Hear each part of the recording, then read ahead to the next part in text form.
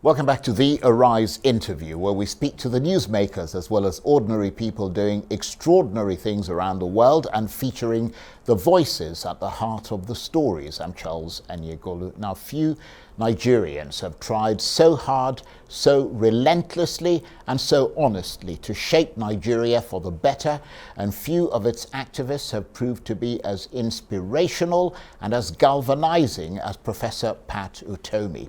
From tirelessly advocating to make Nigeria's political machinery work better, to protesting on the streets and in the corridors of power on behalf of the millions who he says have been abandoned, Dr. Utomi has become one of Nigeria's best-known fighters for social, political and economic justice and for the entrenchment of the rule of law. For decades, he's played a key role in educating both politicians and ordinary Nigerians about leadership, growth, economics and the curse of oil. But even though he's much admired across Nigeria and Africa, always for him, it's all come up short in terms of the dividends of good governance and democracy in Nigeria. So what's his assessment of where things stand now? And Professor Pat Utomi joins me now in the studio. Thank you very much indeed for coming in. Absolutely delighted to have you here and always honored to have you around. As you and I were talking on the phone earlier, and you talked about the fact that Nigeria is dealing with fundamental problems. Expand on that.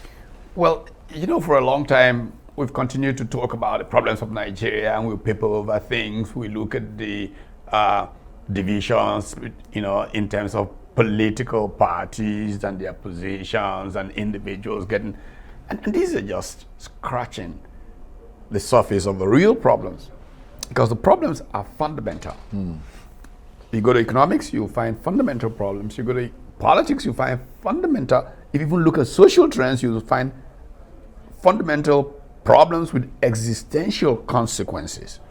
Now, if we just start with economics, probably easiest to deal with, in a manner of speaking. I've said for many years that Nigeria does not have an economic strategy for growth. And people say, what do you mean? And look, let's even take the banking industry. Banking industry in Nigeria does anything but help an economy grow. You know, it's a rent system where people who have come into positions to make choices around granting facilities do that to extract rent, to make some profit. Very seldom do they think, how do we grow this economy? Which is why every budget speech in the last 30-something years in Nigeria says something about diversifying the base of the economy from this monocultural dependence on crude oil. And they repeat it the next year. And nothing would have happened from this to that. So you've got a banking industry. So there's a disconnect, basically. Total disconnect. You go to the basics. The mindset in policy is about revenues. How do we get more revenues? Oh my goodness, oil prices are down, we're in trouble. Revenues. You don't even see an understanding that economic growth throughout human history has been more a function of production rather than revenue. That's a good point. You give examples. I mean, I like particularly to go into Europe and to talk 300 years ago. I mean, Spain was thriving. Cortez arrived. The Aztecs were there. All the gold in the world, it seemed. Unfortunately, they didn't know of coronavirus, these Aztecs.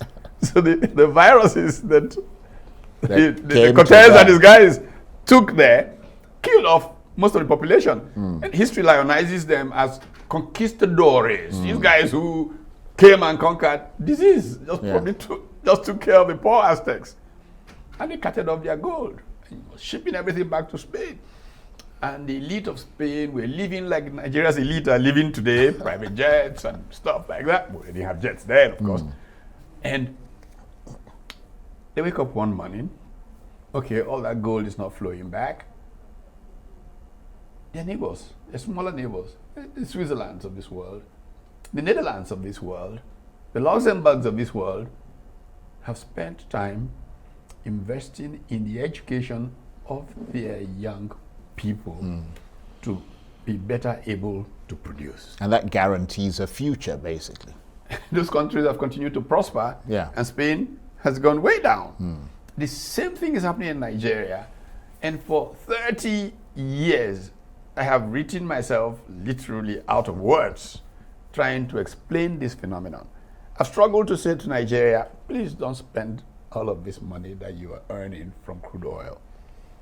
Have 3 ports. Put a small portion of this, because you're getting free savings that is coming to you. Put a small portion of it into your distributable pool, which today we call the FAC account. Take a portion just above that, up to a certain level, put in a stabilization fund, so that things just don't go belly up because oil prices dropped. So you can maintain a certain basic stable travel. And then above that, let it go to a future fund. It's not rocket science. Oh yeah, Norway did it. Yeah, I said, no, don't go too far. Botswana did it. Between 1968 and 1980, Botswana was the fastest growing economy in the world, actually, from diamond exports. But they were clever enough to put it in a future fund, most of it, because you see that diamond in the earth was given by God to all generations of Botswanans, not for this generation to consume like drunken men, like the elite of Nigeria consuming their great grandchildren's gift. Well, I argued that for so many years. Nobody just seems to listen. I can't understand it. So why do you think that is the case? Why is it that in spite of people like yourself, you're clearly well-schooled and very knowledgeable in what you're talking about, there is ample evidence around the world to support your theories, why is it that the political class in Nigeria almost stoically refuse to follow these kinds of suggestions? Well, it's and simple, ideas? and it's one of the things that frighten me about where we are right now. There's a sense that I won't be around tomorrow. Let tomorrow burn. It's a very take care of itself. short-term They're very sort of- short term in their Yeah. thinking.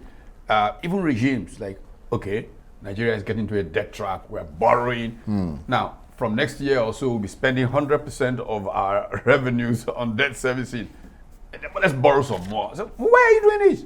Heck, in 2 years I'll be out of the place. And they'll always be quick to give you an example of, oh, well, the US has this, it's borrowed this but it's much. producing its way Absolutely. so heavily. This one is producing zilch. The US is the biggest producing machine on the planet, even with China being the factory of the world. And again, having mentioned China, a classic example of how this matters is the China story. What, 40 years ago, Nigeria's GDP per capita was like half of China's. Great political leader Mao Zedong and all of that.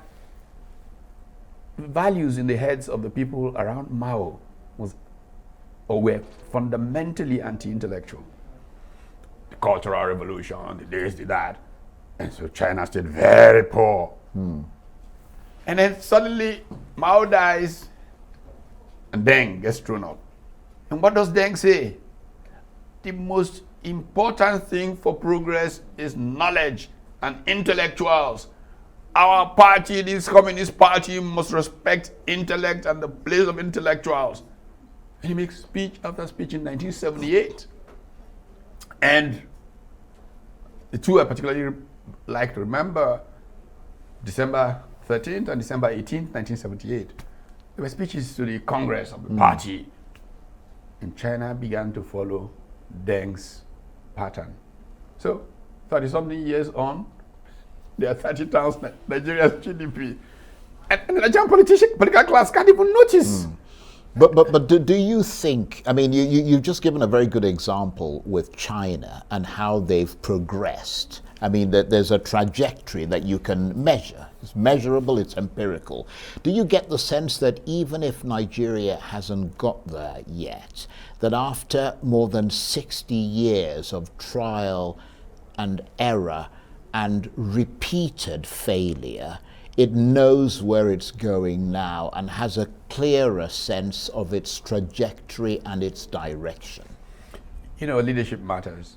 And the problem with Nigeria, it has not managed to have serious leadership for quite a while. And serious leadership doesn't mean frowning leadership, you know. Serious leadership means thinking leadership. Because the class is fundamentally anti-intellectuals, even the so-called intellectuals that they manage to recruit because this one won't rock the boat too much, somehow get sucked into that nonsense. And they leave. And spends their time justifying what the government isn't doing. Yeah, you know. So sometimes I go to bed and I say, come on, God, you must have some better way of allowing society to deal with itself. No, it can't be like this. So we are in a situation where the Nigerian elite, Nigerian political class, is made up of those who have decided, okay, we know what's wrong. We know these guys will not ever do anything to get it right. So let me either manage to create my own local government, you know, provide my water, my SUV to get, you know, over the bad roads, provide my disease, and live in this cocoon somehow. And that's everyone's ambition, isn't it? Yeah. Or let me just, hey, check National Assembly. I want to make a bet here and ask somebody to do that research. How many members of National Assembly have passports of other countries? Here I am being very foolish. I don't even have, I don't have a room outside Nigeria. I don't have, the one account I had from my student days probably has not seen up to $5,000 in it in 40 years. And, you know, sometimes my children tell me I'm crazy, there's something wrong with me. But you really can't build a nation without a certain level of commitment, sacrifice. And it's not as if it's new in Nigeria. We had this in the 1960s. I mean, I can give example after example of committed leadership in the 50s and 60s in Nigeria. The major political actors that we had in Nigeria in the 50s and 60s, first of all, if they weren't intellectuals themselves, always surrounded themselves with thinking people, professors and all of that. Most of them had no money. As in terms of the way we think of it today, I mean, when Dr. Michael Okpara, who did an extraordinary job building Eastern Nigeria, returned in 1970, he didn't have a home. He presided over GRA, New Independence Layout, and all of those. He gave himself a plot because it was unethical to so do. And it didn't end with the Okparas, the Balewas. You know, there's still visual images of Balewa as Prime Minister going home to Bauchi on vacation and taking second class on the train and getting there, and he just had some mud house or something. He was sitting on the floor eating sugar cane with his children when a foreign correspondent walks in and takes these incredible photographs that have remained there to tell us who we used to be. The Sardauna, when he died, he had just a few Babarigas to his name, the Grand Sardauna. Even in my own time, Laji Shehu Shagari, after all the noise about corruption, didn't even have a home. The state government had to build him some bungalow somewhere to. Even under the military, when we said all these things, lately I've been writing essentially tributes to some of these fellows. Akide Falala, they just died, and I had to do a couple around those people. Let me ask you to just stay with us, and we'll continue that thought. We've got to take a break. You're watching the Arise interview. Plenty more still ahead as we continue our chat with one of the most notable and respected academics, activists, and champions of good governance, Professor Pat Utomi. Stay with us.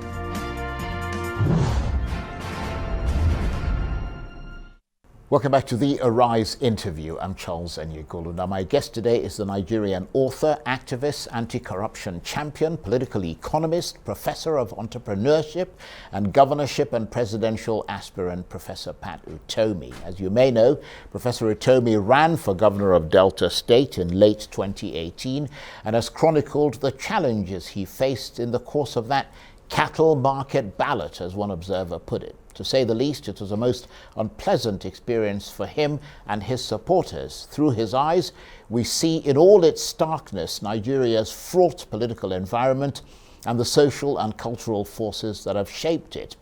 Beyond the shores of Nigeria, Professor Utomi's speeches, articles and books are much sought after in Europe and the US. He's collaborated frequently with top scholars from Oxford, Johns Hopkins, Chatham House in London, and the Center for Strategic and International Studies in Washington. And Professor Pat Utomi is still with me in the studio. Thank you very much indeed for staying with us. And before we went on a break, you made a very interesting point when you were talking about the elite in Nigeria who, rather than fixing the country, are now going off to get second passports from the Caribbean and all the rest of it. But it's interesting, isn't it, that at both ends there is this extraordinary almost desire to abdicate the country. You've got the people on the top that you mentioned, but you've also got the people closer to the lower rungs of society who have now become advocates of separatism. What do you make of all that? You see, that is a function of frustration. I mean, they look at things around them not working. They've gone through a whole generation of things not going the way they should. And they go, things can't work here, so why bother? Let's opt out. Out of this place, we can create a new reality. But many of them don't know that there was a time when things worked in this country. Many of them don't know of the civil servants who, at some point in time, actually we denigrated. And I had the great pleasure of writing a PhD thesis that looked at how nation building took place, the kind of economic policy choices that were made from 1960 to 1981 when I began writing that PhD thesis. And I got a chance to relate very closely with these makers of Nigerian history. I was interviewing them, traveled around the country, chased up some of them who were in Europe, like General Gowon, who was in self-exile at that time, living somewhere in North London, and all of that. And when recently, architect Fola Alade, who was a permanent secretary, because one of the first professionals of that nature to make a cross into the permanent secretary cadre, I thought I should reflect more on these lives. And the more I reflected, the more I thought, how did it happen? Because some of these men are still around. How did that umbilical cord manage to get to cut so finely that people can relate to that era? I give us an example. I mean, what we call Festac Town in Lagos was practically Fola Alade and John Odige Oyegun running themselves to death, and a whole town emerges. Pleasant place to live in when it was first created. I'm willing to bet, I don't know for a fact, but neither of these men have a plot of land or a house in Festac Town. And I am also certain, I've not done a full investigation, but I'm almost certain no street is named after them. Just like Professor Magbo Gunje lamented, that nowhere is named after him in Abuja. And, and all kinds of characters have a place named after them. The man who did the work doesn't have a place named after him. It just shows you the mindset. But is there a need in this attempt for Nigeria to redeem itself to bear in mind that it also needs to redeem the black race from a form of servitude? Because, I mean, part of the problem is this very kind of inward-looking thing that perhaps if we looked outside more and got a better sense of the potential role that Nigeria can play and is expected to play, that might ginger people up a bit more. I used to enjoy visiting Kano back in the day and spending time with Alhaji Maitama Sule, the Damason in Kano, was a minister in the 50s, one of the youngest back then. And every time I come in, he would say to me, Pat, I can't stop praying for you because you need to save. And I said, but Damasani, why is it my personal? Why are you making it my personal problem? He said, And he would go on the stories. Look, in the 50s, the world saw 5 great powers emerging. Those great powers that the world saw turned out completely not the way Brazil in Latin America. India in Asia. China was not there, actually. Nigeria from Africa. And who else? But the bottom line for them in Kano was the mission of Nigeria was to redeem the black man. And that's an important word, mission. Yeah. There was a messianic call. And this is why I, in spite of everything, I remain almost fixated on the fact that we must save Nigeria so that it can carry out this mission. And to that extent, the idea of any form of separatism and secession would totally undermine that idea. It will significantly. Yeah. Okay, if you broke it up, it can be broken up, sure. You will have a great, whatever the region calls itself, Oduduwa Republic, great Biafra, great Arewa, maybe. They may be like Singapore's. But they would never be able to redeem a race because Singapore cannot redeem the Chinese race or the whatever Asian. It will take a country size of Nigeria or West Africa to be a global statement. And that's why, after all is said and done, I keep being hopeful that people will recover from this state of delusion. But it must be particularly frustrating for you because not only have you got all what people might call the right ideas, but you've made several valiant attempts to become part of the political machinery in Nigeria. I mean, you were a political advisor, to a former president, I mean, to an administration in this country. But in terms of elected office, where you would then have the power to really make that kind of dramatic change that you propose, they just seem to subvert it every time. How frustrating is that? Well, it is frustrating, but if it's a personal thing, this is my mission in life to be great and powerful, it will frustrate you more. But if it's, hey, this is my citizen duty that I want to do, just take it that either people don't care enough to get that thing solved that way.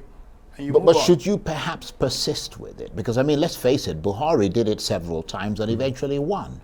I never give up. I never give up. The forms might become different the way you approach it, but I've chosen not to give up. And this is not a good one. A very bright young diplomat. We may have to not to get to that. I have to end it on you saying that you've chosen not to give up. No. And hopefully that'll give soccer to a lot of people in this country. Professor Pat Utomi, delighted to have you. Thank you very much indeed. That's it for this edition of the Arise interview. Join us again tomorrow from me and the entire team here in Abuja and London. Bye-bye and thank you for watching.